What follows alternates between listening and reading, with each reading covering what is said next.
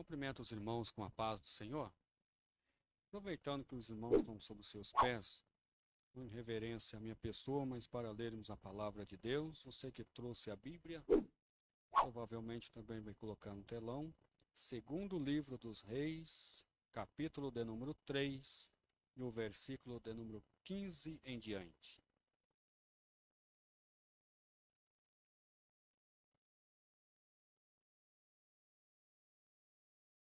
Segundo livro das histórias dos reis de Israel, capítulo de número 3 e versículo de número 15, está ali, nós vamos ler. Ora, pois, trazei-me um músico. E sucedeu que, tocando o músico, veio sobre ele a mão do Senhor. E disse, assim diz o Senhor, fazei neste vale muitas covas. Porque assim diz o Senhor, não vereis vento e não vereis chuva.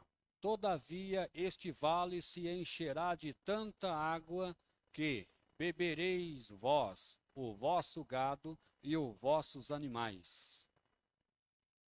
E ainda isto é pouco aos olhos do Senhor.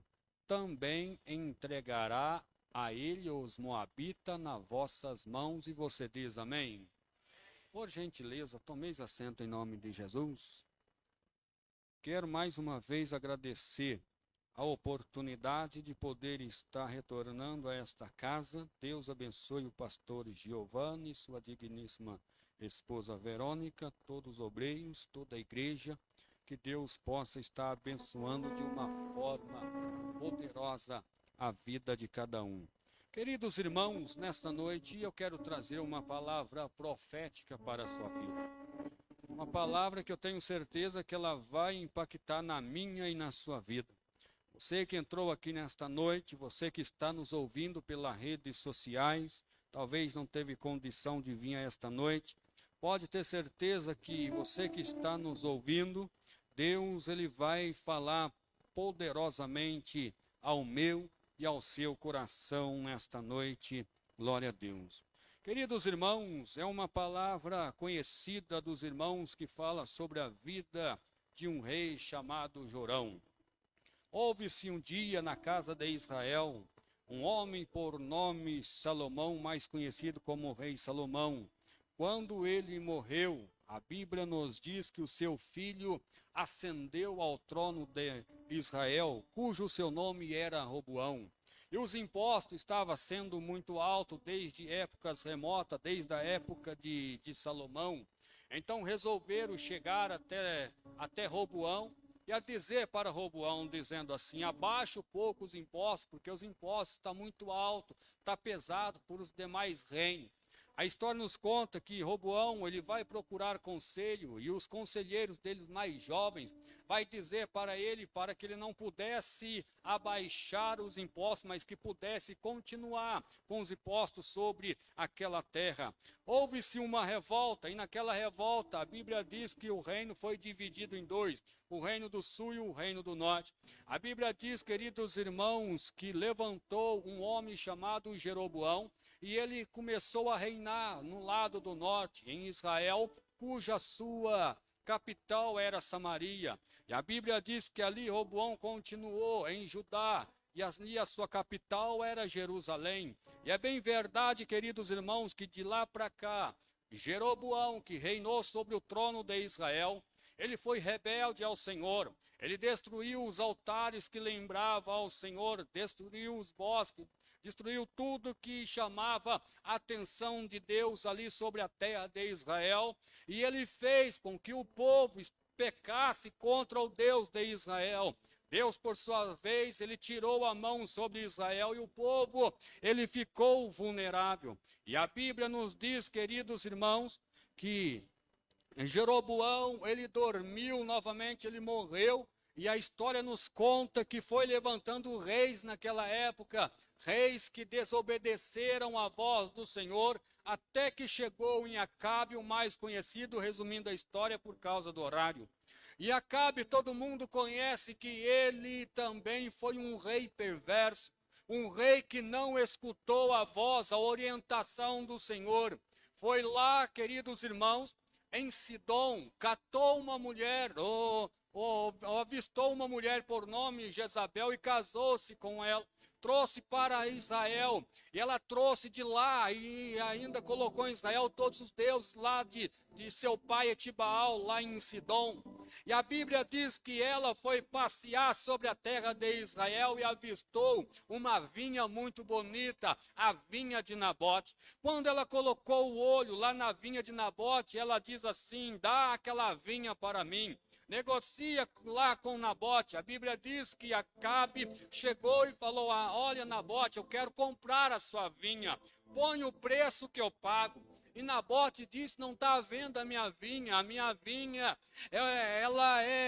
ela é deixada pelos meus pais, e é de geração a geração nós vemos cuidando dessa vinha, e nós não está à venda, não preciso colocar o preço, porque não vamos vender a vinha. Eu penso Nabote dizendo assim: o propósito tem que ser maior do que a proposta. O propósito que Deus tem na sua vida, você não pode vender por qualquer proposta que é dado para você. Você tem que guardar aquilo que Deus colocou na sua vida, aquilo que Deus deu para você, você tem que guardar até a volta de Jesus. O propósito é maior do que a proposta. Nabote, ele não vendeu a sua vinha, então Jezabel ficou muito brava. O que ela vai dizer? Mata ele, pega a vinha para mim. E Acabe, que era, queridos irmãos, sujeito a Jezabel, pelo encanto daquela mulher, pela beleza dela, o que ele vai fazer? Ele vai seguir a orientação de Jezabel. Ele chega lá, mata Nabote e pega a vinha. Só que Nabote, ele tinha um propósito, e aquele propósito estava fundado em Deus. Deus chama o profeta Elias e fala: vai até Acabe, diz uma palavra para ele, e a palavra que eu vou dizer, ela vai cumprir sobre a vida dele e sobre a vida de Jezabel. Elias sai do Monte Carmelo, ele aparelha diante de Acabe e fala assim: assim diz o Senhor para ti e para tua esposa, ó Acabe, você matou Nabote, mas o negócio é o seguinte: o sangue dele será cobrado pelas suas mãos. Você vai morrer e ela também vai morrer, não vai passar disso, porque vocês não tocaram em qualquer pessoa. Era um homem de propósito. Na minha e na sua vida, ninguém tem permissão para tocar. Sabe por quê? O sangue de Jesus está sobre a sua vida. Fomos comprados lá no Calvário pelo sangue de Jesus. Louvado seja o nome do Senhor. O tempo passou e a Bíblia diz que Acabe morreu segundo a profecia que foi lhe imposta. Também Jezabel morreu segundo a profecia do Senhor. Quando ele morreu, Acasias se levantou o rei sobre Israel. Não demorou muito, Acasias morreu também. E quem que vai levantar? Outro filho de Acabe, chamado Jorão. A Bíblia diz que quando Jorão ascendeu ao trono, ele quebrou todos os altares que havia sido levantado pelos seus pais, quebrou todos os bosques. E talvez alguém olhou falando, dizendo assim: olha, agora ele vai aderir ao Senhor, vai conduzir o coração de Israel, olha, novamente a Deus. Não, mas ele vai seguir novamente o coração de seus pais, ou seja, o coração de Jeroboão novamente. Quebrou os bosques, mas fez Israel novamente pecar ao Senhor, através de ídolos, através ali de adoração confusa. Deus novamente tira a mão sobre a vida de Jorão, deixa Israel vulnerável. E quando Jorão ascendeu ao trono, a Bíblia diz, queridos irmãos, que todos os reinos ali do sul, do norte, pagavam impostos caros novamente ali para Jorão. E de repente Moabe, que pagava ali todo o seu tributo ali para Jorão, ele mandou ali um recado dizendo: Jorão, abaixa os impostos para nós, não tem como mais, olha, pegar os impostos e colocar, porque está alto, e pagar os impostos que você e seu pai têm colocado para nós. Não demorou muito, Jorão mandou uma notícia ali para o rei de Moabe, chamado rei Messa. A Bíblia diz que o Messa falou assim: jamais, nós não vamos pagar mais o atributo como você quer, Jorão. Vamos preparar para guerrear. Nós vamos guerrear contra, olha, o seu reino. Nós vamos partir para cima de Israel e nós vamos vencer. A partir de hoje, nós não vamos pagar tributos mais a você, ó rei Jorão. Fica dito isto, não demorou muito, Jorão, ele vai preparar o seu exército, e o exército de Israel não tinha como marchar, não tinha como caminhar, ali à frente contra Messa, o rei de Moabe. Era um reino grande, um reino preparado, um reino forte, um reino que estava diante ali dos olhos daquele rei, preparado em guerra para degradear com qualquer nação. Era obediente porque ele sabia que Acabe tinha suas estratégias, ele sempre obedeceu. Mas Jorão, novo ainda no trono, que ele vai dizer, hoje é a oportunidade de nós marchar contra o reinado de Jorão e vencer a batalha, e vencer a guerra. Não demorou muito, Jorão ficou, queridos irmãos, muito bravo. O que ele vai dizer? Mandou uma notícia a lá o rei, dizendo ao rei de Moabe, a guerra vai acontecer, nós vamos partir para cima do seu reinado, e custe o que custar, nós vamos tomar a cidade de Moabe, e os impostos vai continuar. A Bíblia diz, queridos irmãos, que de repente Jorão preparou o seu exército, preparou as suas companhias, preparou ali os escudos, as espadas, preparou o alimento, preparou a água, e vai marchar contra Moabe. Moabe já estava preparado para receber a guerra, para receber tudo aquilo que estava preparado diante ali deles, que era a guerra. Não demorou muito, a Bíblia diz que Jorão, ele vai chamar Josafá, um grande amigo de seu pai, que estava no reino de Judá há muito tempo, e ele vai dizer, olha Josafá, olha, eu sei que você está no reino do sul, mas tem como você abraçar uma guerra comigo, porque o rei de Moabe não quer pagar mais os impostos, o rei de Moabe não quer mais pagar ali os atributos, está em desobediência ao reinado, e nós que comandamos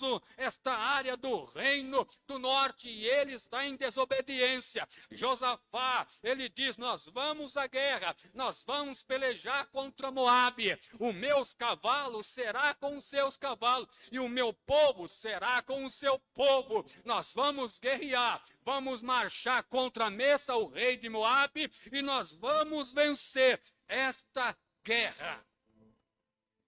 Jorão, ele é muito esperto. Ele não é nada bobo, como diz o povo aí fora. Ele queria a presença de um homem de Deus naquela guerra. Jorão não era temente a Deus, Jorão não conhecia o Deus de Israel verdadeiramente. Já Josafá era tipo de um rei que temia ao Senhor, era tipo de um homem que marchava junto quando Deus mandava, pedia orientação. E a Bíblia diz que ele aliou contra Jorão e diz assim, vamos marchar, vamos pelejar. E a Bíblia diz, queridos irmãos, que Jorão pergunta a Josafá, e por onde que nós vamos? Vamos pela Idumeia, vamos ali caminhar pelo deserto de Edom. Chegando lá, nós vamos marchar e vamos vencer a guerra. E a Bíblia diz que era dois reis, o rei de Judá e o rei, queridos irmãos, de Israel. Quando chegaram em Edom, Edom que prestava continência a Josafá, Josafá chama o rei de Edom e fala assim, nós vamos partir para a guerra, e você está comigo nesta guerra também? O rei de Edom falou, vamos junto, vamos afiliar, aumentar aí os soldados, vamos pelejar contra os moabitas, e a vitória será nossa.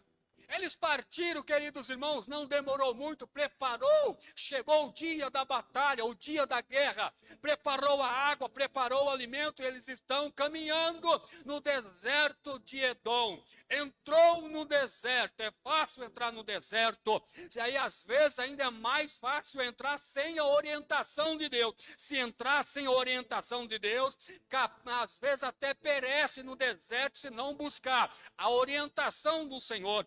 foram para o deserto ali de Idumeia, e a Bíblia diz que começaram a rodear o deserto, ou seja, eles se perderam, não sabia mais o caminho que estava marchando. Marchou o primeiro dia, o segundo dia, o terceiro dia, e não chegava no destino deles, ficou perdido no deserto de Edom. Chega o quarto, quinto, sexto dia, e o sétimo dia a Bíblia diz que acabou a água. Acabou a comida, o povo está desfalecendo, o povo está com sede e não tem água naquele deserto. A pior coisa é acabar o alimento, ainda mais num deserto, acabar a água.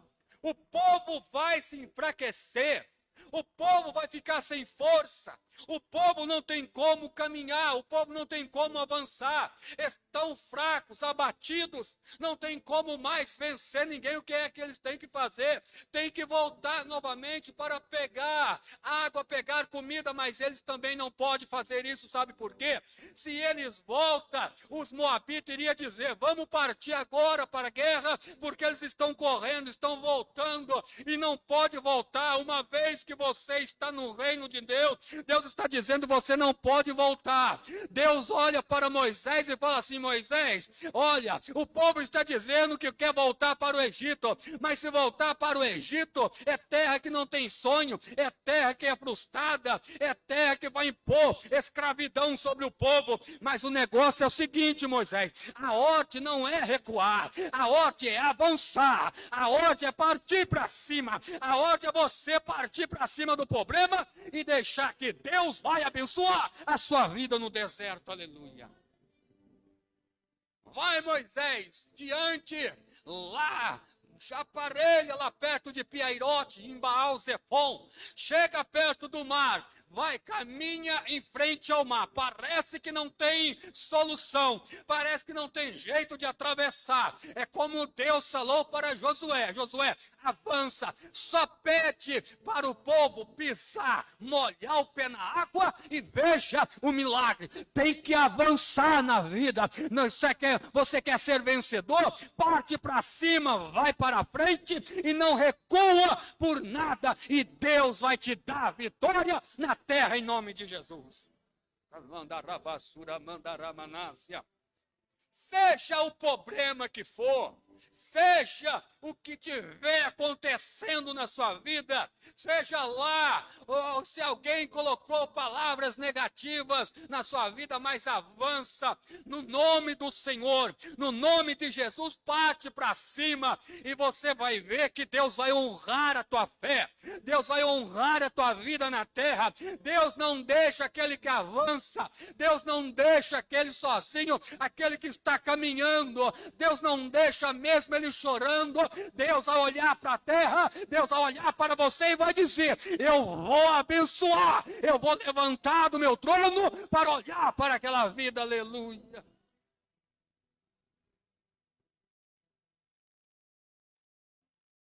Caravassura Mandaramanássia. Acabou a água, os três reis têm que conversar. E a conversa é diferente porque numa guerra dessa, os seus liderados não podem saber do que está acontecendo. Os liderados não podem saber que acabou a água, que acabou a comida. Imagina um exército grande daquela, ficar sabendo que houve-se um imprevisto no meio da jornada. O que é que os soldados iriam fazer? Iriam dizer, vamos logo correr, e iria virar uma bagunça lá naquele exército de uma vez só, e Moabe iria chegar e iria vencer. Mas os três reis vão conversar dizendo, acabou a água, acabou a comida, acabou tudo. Quem vai tomar a palavra é o rei Jorão. O rei que não temia ao Senhor, o rei que não temia a Deus, ele vai pronunciar uma palavra dizendo assim, olha, sabe por quê que está acontecendo isso? Porque o Deus de Israel, ele nos trouxe aqui no deserto de Edom para nos entregar na mão dos moabitas, para nós morrer.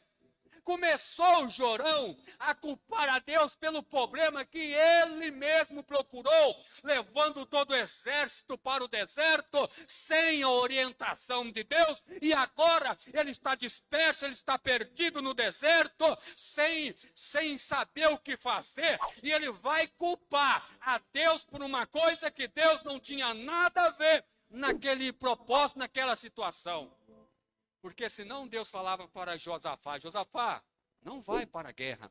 Deus, queridos irmãos, deu livre-arbítrio para eles resolver a situação deles. Quer ir, vai. Não vou dizer nada, você está querendo ir, vai. Deus não tinha nada, como diz, culpa no cartório. Mas deixa eu te dizer uma coisa que acontece nos nossos dias.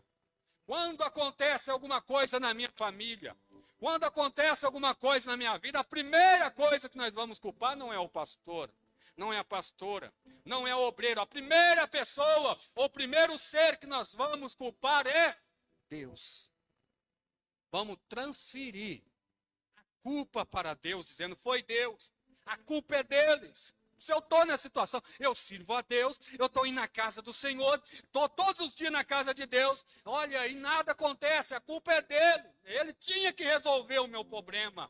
E às vezes são coisas que nós mesmo pegamos com as próprias mãos, ou são algumas coisas que nós procuramos com as próprias mãos, sem a orientação de Deus. Sem Deus permitir, ou sem Deus falar para você alguma coisa, quer ser abençoado, vai segundo a orientação de Deus. Quer resolver algum problema na sua vida, da sua família, procure primeiro orientação de Deus. Porque se Deus te orientar em alguma coisa, pode ter certeza que a bênção de Deus vai estar na minha e na sua vida. Gênesis 3:10, Deus chega lá no Éden, porque Deus tinha uma comunhão com o homem. E desta feita, para você entender, nem Adão chamava o Senhor de Yahvé, nem Adão chamava a Deus de Deus. Ali, queridos irmãos, a Bíblia diz que Adão chamava Deus de pai, o original da palavra. Tratava Deus como um pai, porque Adão foi a primeira pessoa que viu a Deus, e Deus trouxe Adão a esta existência, a terra. Olha lá o que Deus vai dizer para Adão, lá em Gênesis 3:10. E ele disse, ouvi, isso é Adão dizendo, e ele disse, Adão, ouvi a tua voz soar no jardim, e temi, porque estava nu e escondi. Era o propósito que Deus tinha na viração do dia com o homem. Deus chegava e falava assim, Adão, aonde tu está? Sempre de tardezinha Deus tinha que ter uma comunhão com Adão. Andava com Adão como um pai e filho, andava numa comunhão linda, numa comunhão invejável. E eles caminhavam pelo jardim, mas nesse dia não foi como Deus planejou. Deus já sabia, porque Deus, ele é onisciente. Deus é o mesmo Deus, ontem, hoje e serás eternamente. Deus não muda, ele é imutável. Deus sabia de tudo, mas Deus quer ter uma comunicação com o homem. Porque Deus é Deus comunicável. Ele vai e comunica com Adão, mas como que você está nu? Você comeu do fruto que eu proibi? E ele vai, ao invés de se humilhar diante de Deus, ao invés de ele se arrepender, porque se ele arrepende ali, alguma coisa diferente acontece. Poderia ter perdido a comunhão, poderia ter perdido alguma coisa, mas Deus jamais iria deixar de estar com Adão, de trazer ele novamente à sua presença. Mas ele não vai se humilhar. O que é que Adão vai fazer? Vai começar a transferência de culpa. E ele vai dizer, a mulher que tu me deste, aconteceu tudo isso. Porque a mulher que tu me deste me deu do fruto. E se Deus chega para Eva, Eva, o que aconteceu? Por que tu não obedeceu o que eu disse para vocês? Porque dentro do original, a Bíblia diz que Deus falava com os dois. Aqui, queridos irmãos, fala que Deus falava com o homem, mas Deus tinha uma comunhão com os dois no jardim. Deus caminhava com os dois no jardim. E vou mais profundo ainda, segundo os historiadores, Adão, quando comeu do fruto, ele estava junto com a Eva. Mas ele disse, a mulher que tu me deste, ela me deu do fruto. E Deus fala, Eva, o que aconteceu, mulher? E ela vai dizer, a serpente, foi ela que resolveu aí me induzir a comer desse fruto. A transferência de culpa no jardim do Éden. Ninguém se arrependeu, ninguém colocou a assumir a sua própria identidade em colocar diante de Deus e dizer, eu errei. Eu estou ruim mesmo, preciso da tua misericórdia. Porque a Bíblia diz, aquele que busca, me acha. Aquele que confessa também e deixa, alcança misericórdia. Mas o homem prefere, às vezes, transferir a culpa. A culpa é do pastor, a culpa é da minha esposa, a culpa é do esposo, a culpa é do filho, a culpa é do gato, a culpa é do cachorro. Alguém tem que levar a culpa nisso aí. E se Deus fosse perguntar para a serpente, serpente, o que aconteceu? Que negócio que é esse induzir o povo aí? A serpente ia dizer, mas quem mandou o Senhor me mandar do céu para a terra? Ninguém iria assumir a culpa. Se você tiver culpa em alguma coisa, confesse ao Senhor. Não deixe que a culpa venha ser transferível. Não transfira, mas tenha a humildade de dobrar o joelho e dizer, Senhor, o Senhor conhece as minhas fraquezas. Porque Davi, queridos irmãos, ele mesmo reconhecia sua fraqueza porque ele pecava todo dia. A Bíblia diz que ele andava vagueando. O que é esta palavra, vagueando? Ele andava errando, andava pecando. Mas Davi, ele jamais deixou de buscar ao Senhor. Ele jamais deixou de dizer, Senhor, coloca um espírito reto dentro de mim. Eu preciso do seu perdão, preciso do Senhor. Mas tinha um homem temente a Deus ali com Jorão. Um homem que não transferia culpa, mas um homem que preferia ouvir Deus no deserto. Um homem que preferia escutar uma palavra do Senhor. Josafá, rei de Judá. Ele vai dizer assim, ei, há algum profeta do Senhor aí? No deserto, o profeta, é claro que é difícil, não tem jeito. Mas alguém vai dizer, tem. Tem o profeta Eliseu, filho de Safate, que deitava água sobre a mão de Elias. Ele é profeta. Eu imagino o Jorão dizendo, mas peraí, tem os meus. Tem os profetas da minha mãe, tem os profetas do meu pai. Josafá conhecia o Deus de Israel. Josafá tinha experiência. Ele vai dizer, não quero ouvir mais o Deus do seu pai, o Deus da tua mãe. Por quê? Aconteceu lá em Ramote e Gileade. O seu pai trouxe todos os profetas para profetizar, dizendo, suba Ramote de Gileade, que a vitória será sua. Suba lá, Ramote, que Deus já tem dado a vitória para você.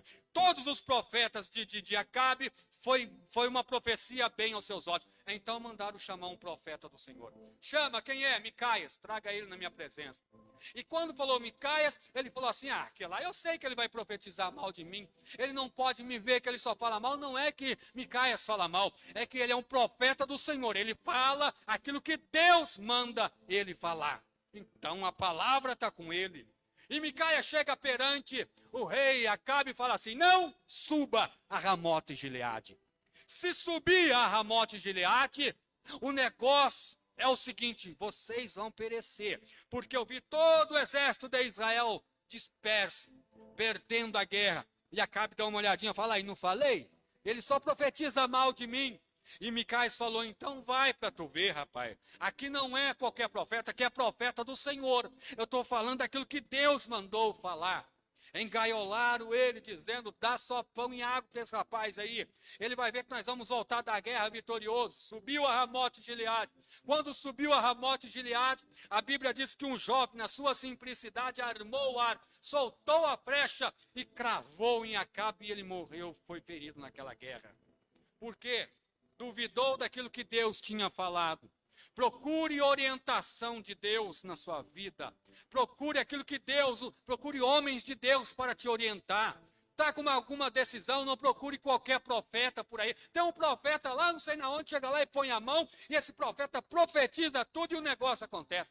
Tem uma profetisa em tal lugar, na casa lá, e ela abana a mão para o lado da pessoa e o negócio acontece. Procure o pastor da tua igreja. Procure o líder que Deus colocou sobre a sua vida. Procure amigos sinceros que gostam de você, que vai te orientar debaixo da palavra do Senhor.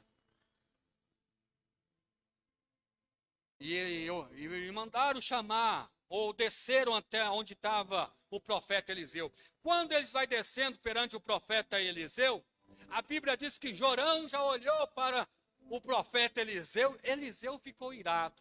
Eliseu não gostou da presença de Jorão. Falou assim: agora que o negócio apertou, você vem a mim. Agora que o negócio está ruim aí no deserto, você vem procurar orientação do Senhor. E a Bíblia diz, queridos irmãos, que Jorão, ao invés de se arrepender, de falar, ele vai culpar Deus novamente, vai dizer assim: eu vim aqui com Josafá e o rei de Edom, porque o Senhor nos trouxe aqui no deserto para nos entregar na mão dos moabitas, para nos matar aqui no deserto. E por isso que tudo isso estava acontecendo. O profeta Eliseu olhou para a cara de Jorão e disse assim: rapaz, olha, se eu não respeitasse a presença de Josafá, eu nem te veria. Você iria morrer pelas mãos do Moabita ou de sede. Eu nem olharia para a sua cara, rapaz. Vai lá procurar os deuses de seu pai. Vai lá procurar os deuses de sua mãe. Vai lá agora para ver se eles resolvem o seu problema. Ele está virado. E ele falou: irado, eu não posso receber a presença de Deus. Olha, nervoso do jeito que eu estou, não posso falar com o Senhor. Traga um adorador. Traga um tangedor, traga um músico, porque quando ele começar a louvar, quando ele começar a adorar, a mão de Deus vai descer e Deus tem uma resposta para a sua vida, aleluia. Um adorador, quando ele adora a Deus de verdade, quando ele tira a adoração de dentro dele, algo diferente acontece na vida dele e de quem está escutando o louvor. Existem músicos e músicos, que eu costumo dizer. Roberto Carlos, ele tem o dom. Leonardo, Zezé de Camargo, Luciano, todos têm o dom. Tem um dom até bonito para cantar, mas não tem a unção. Unção eles não têm para cantar. Quem é que tem unção? É os homens e as mulheres de Deus na casa do Senhor. Além de ter o dom, quando ela louva com unção, ela traz a essência de Deus para a igreja. Ela traz aquilo que está de melhor. Se tiver canceroso, tem que sair. Se a dor estiver permeando a salvação de almas, acontece o sobrenatural do Senhor. Porque a mão de Deus, ele vai descer sobre a adoração da igreja. Aleluia. Não adianta adorar de qualquer maneira, não vem a mão do Senhor, vai virar um espetáculo. Vai virar um espetáculo na igreja, vai cantar bonito, vai cantar, olha, vai cantar o Léo. A igreja está dando glória a Deus e aleluia, porque canta bonito, mas diferente da mão de Deus descer, salvar a alma, curar um canceroso ali, curar aquele que precisa ser curado, uma palavra ali naquela hora, através do louvor, vai transformar uma vida, porque esta pessoa que está adorando, ela tem a diferença. O rei Saul estava perturbado na sua casa. Ele mandou chamar o pregador.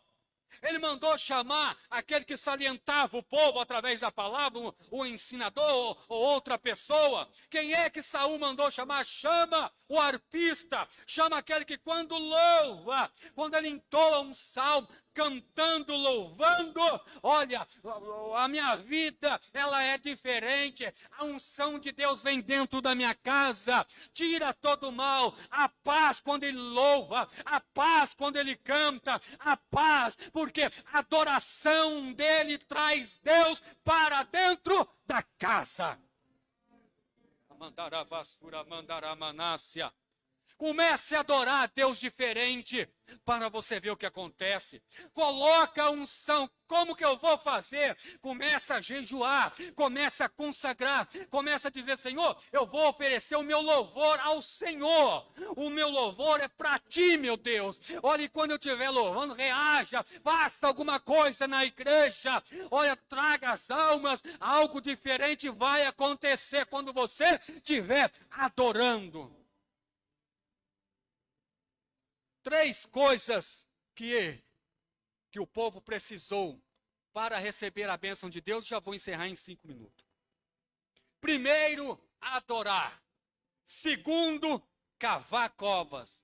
E terceiro, oferecer. o seu sacrifício ou o seu melhor para o Senhor. Quando eles começaram a adorar, quando o músico começou a adorar, eu imagino o povo entrando na adoração. Eu imagino os reis se rendendo na adoração. E diz que a mão do Senhor veio sobre o profeta Eliseu. E ele começou a profetizar dizendo assim: fazei covas. Mas primeiro teve que adorar, teve que entrar em adoração para a mão de Deus vir primeiro. Depois, ou seja, quando ele adorou, quando adoraram, imagina o profeta Eliseu cantando, adorando ao Senhor, a mão de Deus chegou. Aí o profeta recebeu a mensagem de Deus. Fazei covas. Quando ele falou, fazei cova neste vale, eu imagino o povo dizendo, para quê? Fazer cova, que negócio que é esse? Como que nós vamos abrir buraco? Como nós vamos fazer aqui neste vale? Não tem jeito, estamos no deserto. Mas a Bíblia diz que o profeta continuou dizendo assim, fazei cova neste vale, porque não verás vento, não verás chuva como hoje, mas todavia o Senhor encherá este ribeiro de tanta água que vai beber o vosso gado, os vossos animais, e vocês vão saciar da água, e isto ainda é pouco que o Senhor vai fazer no meio de vós.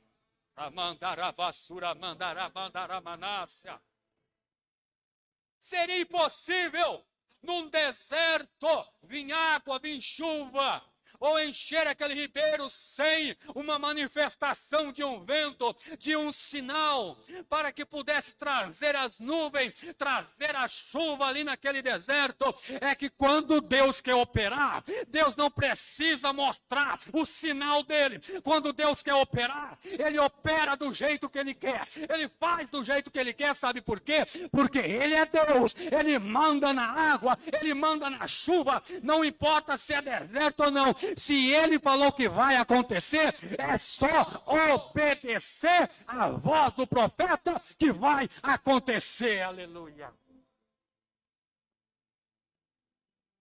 Mas a bênção, ela não vem, queridos irmãos, de qualquer maneira. A bênção tem que ter um sacrifício, qual é? Tem que abrir as covas. E eu imagino o povo começou a abrir covas, começou a abrir buraco no deserto.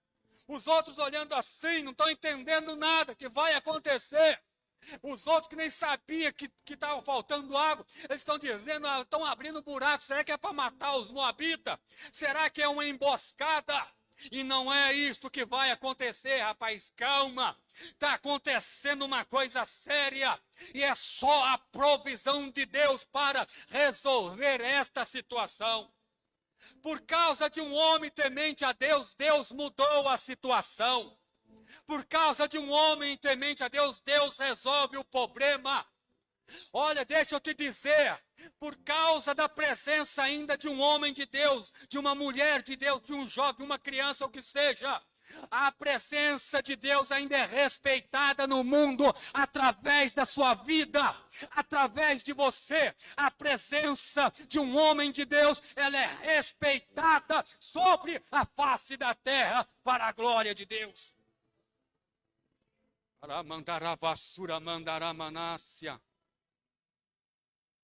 A Bíblia diz, queridos irmãos, que começaram a abrir covas.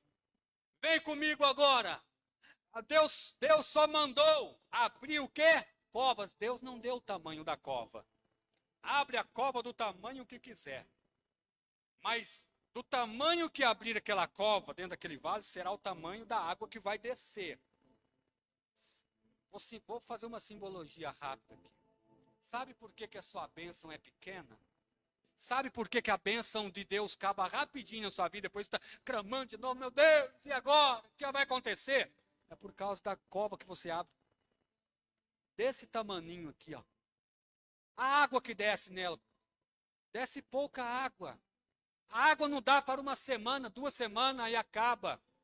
Deus não deu centímetros, nem metros, nem cúbicos para que ele pudesse abrir aqueles buracos, aquelas covas. Abram do tamanho que vocês quiserem, mas do tamanho que abrir será o tamanho da bênção minha que vai descer. Aravassura mandarábia. Eu vim com esta palavra profética para a sua vida nesta noite. Abrem covas grandes, não abrem covas pequenas. Porque você serve um Deus grande. O Deus que você serve não é um Deus pequeno. O Jesus que morreu na cruz do Calvário não é um Jesus pequeno, é um Deus grande. E Ele está dizendo, abra covas grandes, porque a bênção que vai descer sobre a tua vida será grande.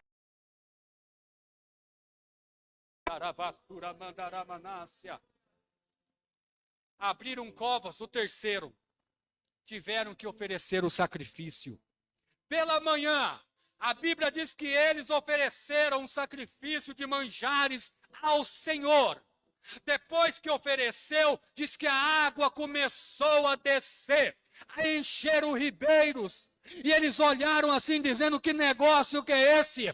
Que água cristalina é essa? Da onde que está vindo esta água? Ela está vindo pelo deserto de Idumeia. Está vindo e está enchendo o ribeiro. Água no deserto é só coisa de Deus mesmo. Que negócio que é esse? É a maravilha de Deus. Mas primeiro a Bíblia diz que eles tiveram que adorar, abrir covas e oferecer um sacrifício. Quer que aconteça alguma coisa na sua casa, no seu emprego, na onde você trabalha, na onde você anda na igreja, ofereça o seu melhor para ao Senhor. Seja um Abel, ofereça o melhor que você tem para o Senhor, porque Deus merece muito mais do que isso. O melhor nosso ainda é pouco para o Senhor. Mas se você oferecer de todo o coração, Deus vai enxergar você e vai dizer, está oferecendo um sacrifício vivo e agradável à minha presença. Esta é a palavra profética que eu quero deixar para você nesta noite. Adore ao Senhor. Abrem covas e não pequenas, grandes. Porque a água que vai jorrar, que vai descer, ela não vai vir pouco, ela vai jorrar naquela cova que você abriu, o tamanho dela. Se abrir grande, mais grande, ela vai ficar jorrando até encher na superfície. E terceiro, ofereça o seu melhor para o Senhor. Ofereça o melhor e veja o que vai acontecer na sua vida, amém? Fique com esta palavra nesta noite em nome de Jesus. Comece uma semana abençoada, retransmitindo aquilo que está dentro de você, adoração, o melhor para o Senhor, e pessoas vão enxergar você e vai dizer, ali tem uma pessoa diferente para a glória de Deus, amém? Deus abençoe a igreja em nome de Jesus. Os irmãos querem receber essa palavra, amém?